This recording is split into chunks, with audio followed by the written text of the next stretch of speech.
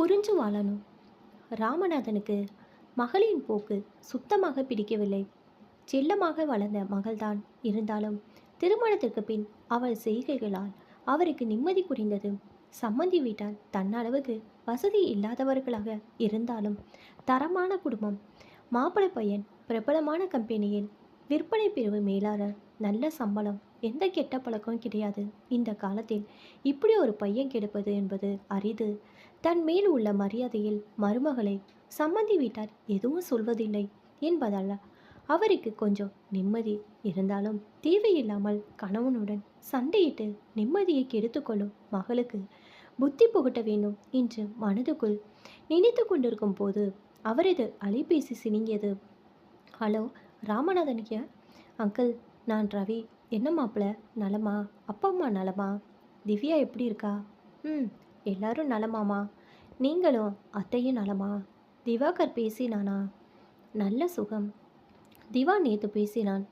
சென்னையில் அவனோட பிஸ்னஸ் நல்லா போகுதாம். எங்களையும் சென்னைக்கே வர சொல்லி பாடா படுத்துகிறான். போக வேண்டியதானே மாமா? அட போங்க மாப்பிள்ள, நம்ம ஊரை விட்டுட்டு அங்கே போய் அதெல்லாம் நமக்கு சரியாக வராது. அவனுக்கு ஒரு கல்யாணத்தை பண்ணி மருமகளை சென்னைக்கு அனுப்பி வைப்போம். சரி மாமா, சீக்கிரம் நல்ல பொண்ணாக பாருங்க. பார்ப்போம் மாப்பிள்ள. வேறு என்ன விஷயம் மாப்பிள்ள? எப்போவும் உள்ளதுதான். என்ன திவ்யா சண்டை போட்டுட்டு வந்துட்டாளா? ம், சாரி மாப்பிள்ள, நீங்கள் எதுவும் நினைக்காதீங்க. அவளுக்கு சரியான பாடக்கப்பி தான் சரியாக வருவா. நீங்கள் எதுக்கும் மாமா சாரி கேட்டுட்டு, இது என்ன புதுசா? கல்யாணமாகி இந்த ஒரு வருஷத்தில் இது 70வது தடன்னு நினைக்கிறேன். என்ன செய்கிறது, இன்னமும் புரிஞ்சுக்க மாட்டேங்கிறது தான் வருத்தமாக இருக்குது. மாமா, நீங்கள் எதுவும் வேகமாக பேச வேண்டாம். கன்சீவாக வேற இருக்கா. 2 நாள் இருந்துட்டு வரட்டும். அவளுக்கு உங்கள் மனசுக்கு தகுந்த மாதிரி நடந்துக்க தெரியலையே மாப்பிள்ள. தெரிஞ்சிடுவா மாமா. சரி மாமா, பார்த்துக்கங்க. ஈவினிங் ஃபோன் பண்ணுறேன். சரி மாப்பிள்ள. ஃபோனை வைத்தவர் மனைவியிடம், உன் பொண்ணு வராலாம் மாப்பிள்ள ஃபோன் பண்ணார். நீங்கள் கொடுத்த செல்லந்தான் இப்போ அவள் பண்ணுற செயல்களுக்கு காரணம். அவளை என்ன செய்கிறதுனே தெரியலை. சம்மந்தி வீடு அதிக தூரம் இல்லை, பக்கம்தான். ஆட்டோவில் வந்தால் அரை மணி நேரத்துக்குள் வந்துவிடலாம் என்று நினைத்தபடி இந்த தடவை தான் அவள் சண்டை போட்டு வர்றது கடைசியாக இருக்கணும் என்றபடி சேரில் அமர்ந்து தினசரியை கையில் எடுத்துக்கொண்டு செல்பேசியில் யாருன்னும் பேசினார். வாசலில் ஆட்டோ வந்து நிற்கும் ஓசை கேட்டதும் பேப்பரை வைக்காமல் கண்களை மட்டும் வாசலுக்கு கொண்டு சென்றாள். மகள்தான் வரட்டும் என்று நினைத்தபடி மீண்டும் பேப்பரில் கவனம் செலுத்தினார். அப்பா கண்களை மெல்ல உயர்த்தி, அடடே, வா திவி குட்டி. ஆமாம், மாப்பிள்ளை எங்க வரலையா என்றவர். சரிம்மா, உள்ள போ என்றபடி மீண்டும் பேப்பரில் கவனம் செலுத்த ஆரம்பித்தார். திவ்யாவிற்கு அப்பாவின் செயல் வருத்தம் அளித்தது. எப்பவும் அருகில் இழுத்து உச்சி முகர்ந்து கன்னத்தில் முத்தமிடும் அப்பா முதன்முறையாக வித்தியாசப்படுகிறார்.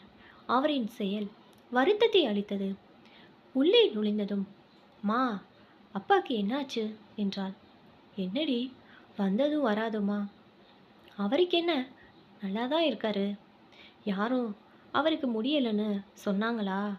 ஐயோ அம்மா, எப்பவும் எனக்கு முத்தம் கொடுப்பாரு. இன்னைக்கு வாண்டு சொல்லிட்டு பேப்பர் படிக்கிறாரு. ஓ, இவ்வளோதானா? நான் என்னமோ ஏதோ நினச்சிட்டேன். உனக்கு கல்யாணமாகி 1 வருஷம் ஆச்சு. நீ இன்னும் சின்ன பிள்ளை இல்லை, தெரிஞ்சுக்க. வந்தது ஆரம்பிக்காதம்மா என்றால் கோபமாக. இங்கே பாரு. ஏதோ சொல்ல வந்தவளை கணவனின் குரல் தடுத்தது. என்னங்க, நான் கடத்தெருவு பக்கம் போயிட்டு வரேன். எதுவும் வாங்கணுமா? வந்த பிள்ளைகிட்ட வளன்னு பேசாமல் அதுக்கு சாப்பிட ஏதாவது கொடு. ம், மகளை யாரும் ஒன்றும் சொல்லக்கூடாது. சரி, வரும்போது நெஞ்செலும்பு இருந்தால் வாங்கியாங்க. திவ்யாவுக்கு சூப்பு வச்சு கொடுப்போம். சரி, நம்ம ராமசாமி வந்தானா இருக்க சொல்லு என்றபடி கிளம்பினார். ராமநாதன் போய் சிறிது நேரத்துக்கெல்லாம் ராமசாமி வந்தார். வாங்கனே. என்னம்மா, நல்லா இருக்கியா? அடடே, திவ்யா வந்திருக்கா. ஏம்மா மாப்பிள்ளை வரல? இல்லை அங்கிள், அவருக்கு லீவு இல்லை. அழகாய் பொய் சொன்னாள். உங்கள் அப்பா கடைவீதிக்கு போயிருக்காங்க. மகன் வந்திருக்குதுல்ல, வாங்க போயிருக்காங்க. இப்போ வந்துருவாங்க. நீங்கள் வந்தா இருக்க சொல்ல சொன்னாங்க. இருங்க வந்துருவாங்க.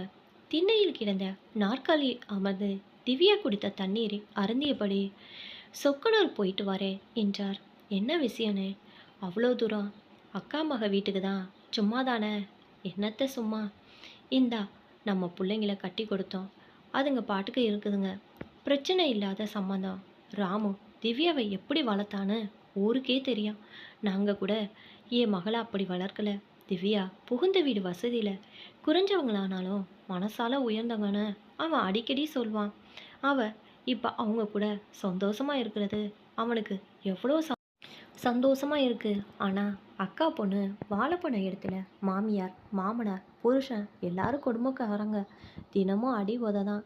பாவம் அந்த பச்சை புள்ள அப்பாவும் இல்லை. அம்மா கிட்ட சொல்லி அழுதுருக்கு. அக்கா என்கிட்ட அழுத்துச்சு. அதான் இன்னைக்கு போய் வச்சுக்கிறதா இருந்தா அந்த புள்ளைய கண் கலங்காமல் வச்சுக்க, இல்லை அத்தை விட்டுடுன்னு சொல்லிட்டு வரேன். என்ன அங்கிள், இது அநியாயம். யாருமே கேட்கலையா? என்னம்மா பண்ணுறது? நல்ல புருஷன் கிடைக்கணும் தான் நாங்கள் ஆசைப்படுறோம். ஆனால் என்ன பண்ணுறது? ஒரு சில பேரோட தலையெழுத்து இப்படி. இது பரவாயில்ல. இன்னும் சில பிள்ளைங்க நல்ல கணவன் அமைந்தும் தேவையில்லாமல் சண்டை போட்டு வாழ்க்கையை கெடுத்துக்கிறாங்க. அதை என்ன சொல்கிறது? வாழ்க்கையை புரிஞ்சு வாழ்ந்தா சந்தோஷத்திற்கு குறை இருக்காது என்றதும் திவ்யாவிற்கு சுளீரென்றது. சரியாயிடுமான்னு? இனி எல்லாம் சரியாயிடும்னு நினைக்கிறேன். இனியும் அவங்க திருந்தலைன்னா அத்தைக்கிட்டு வந்துட வேண்டியதான். அதோட தலையெழுத்து என்ன பண்ணுறது? மாற்றவா முடியும் என்றவர் திவ்யாவிடம், என்னம்மா திவி, மாப்பிள்ளை ராத்திரிக்கு வருவாரா என்று கேட்டார். ஆ ஆமாம் அங்கிள். இப்போ மாதிரி எப்பவும் சந்தோஷமாக இருமா. உங்கள் அப்பா என்ன கேட்டாலும் வாங்கி கொடுப்பான். அவனுக்கு உன் சந்தோஷம்தான் முக்கியம். சரி அங்கிள். ஏதேதோ பேசி கொண்டிருந்தாள். இந்தா கறியும் நெஞ்செலும்பும் இருக்குது. உங்கள் அண்ணனுக்கும் சேர்த்து சம. வாடா, எப்போ வந்த? மனைவியிடம் கொடுத்தபடி நண்பனை வரவேற்றார் ராமநாதன். இப்போ தான் வந்தேன். சும்மா பேசிக்கிட்டு இருந்தோம். மக வந்த உடனே கறி வாங்க போயிட்டியா? ஆமாம், வாயும் வயிறுமா இருக்கா புள்ள. மாப்பிள்ளை நல்லா பார்த்துக்கிட்டாலும் எனக்கு அவள் இன்னும் குழந்தைதாடா. அவளுக்கு நெஞ்செலும்பு சூப்புனா ரொம்ப பிடிக்கும். அதான். சரி, அண்ணி பசங்க நலமா? எல்லோரும் நலம். வாடா, தோட்டத்து பக்கம் போய் பேசலாம். என்னடா, வந்த காரியம் சக்ஸஸா? ம். அக்கா மக கதை ஒன்று சொல்லி திவ்யாவுக்கு மறைமுகமாக புரிய வச்சேன். இனி பிரச்சனை இருக்காது. உண்மையாவா சொல்கிற? ம். அவ திருந்தனுக்காக அக்கா மாப்பிள்ளை மேலே பழி போடும்படி ஆயிடுச்சு.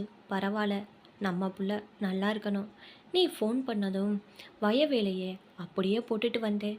சாப்பிட்ட உடனே போகணும். ரொம்ப நன்றிடா. எனக்கு எப்படி அவளுக்கு புரிய வைக்கணும்னே தெரியல. அதான் உன்கிட்ட கேட்டேன். ம். நமக்குள்ளே என்ன நன்றி அது இதுன்னு பழைய கதைகளை பேசிவிட்டு வீடு திரும்பிய போது திவ்யா அலைபேசியில் கணவனுடன் சிரித்து பேசி கொண்டிருந்தாள். ராமநாதனின் கைகள் ராமசாமியின் கைகளை பற்றி கொண்டது.